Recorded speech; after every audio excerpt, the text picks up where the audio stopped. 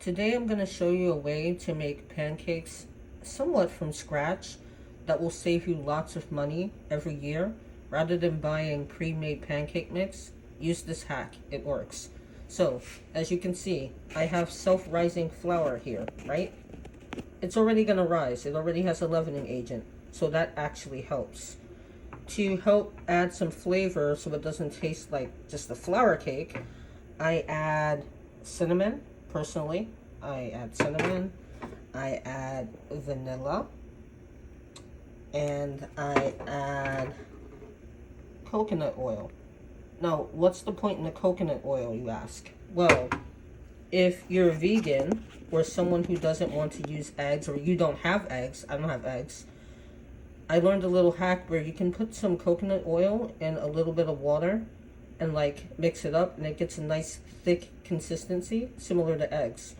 And then you just add your stuff. So that's basically what I use to make my pancake batter. Next, I use a little bit of blue agave. I use that because it adds a little bit of sweetness to counter the sodium, and gives it a nice flavor. Otherwise, it's just going to taste bland. And I personally use unsweetened almond milk. I stopped using dairy milk a long time ago. I do still use it, but that's because I'm picky for my cereal.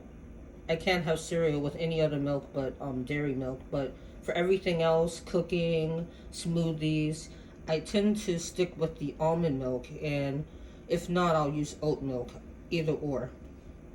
So I'll put this in. I add some water. Today I added a little bit of hot water from my kettle, but here's my batter so far.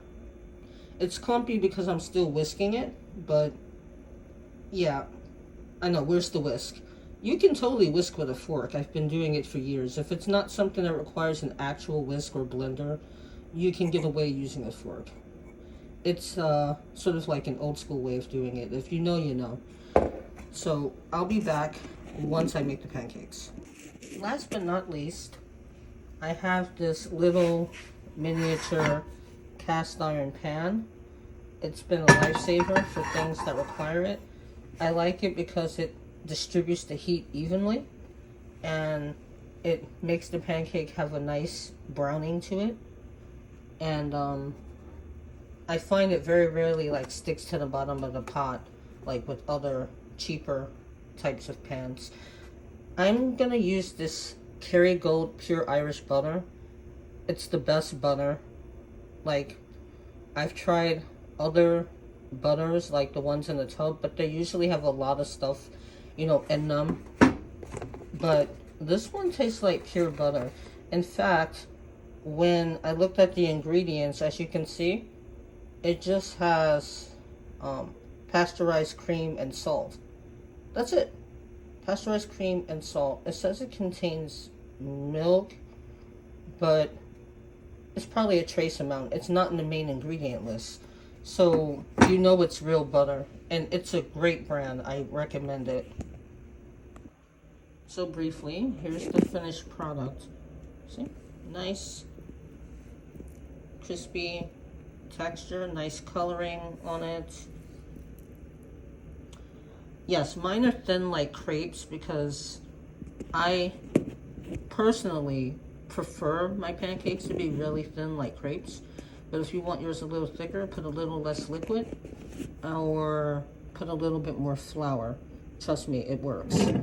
And this is the maple syrup that I'm using. I don't think I have a particularly favorite brand of maple.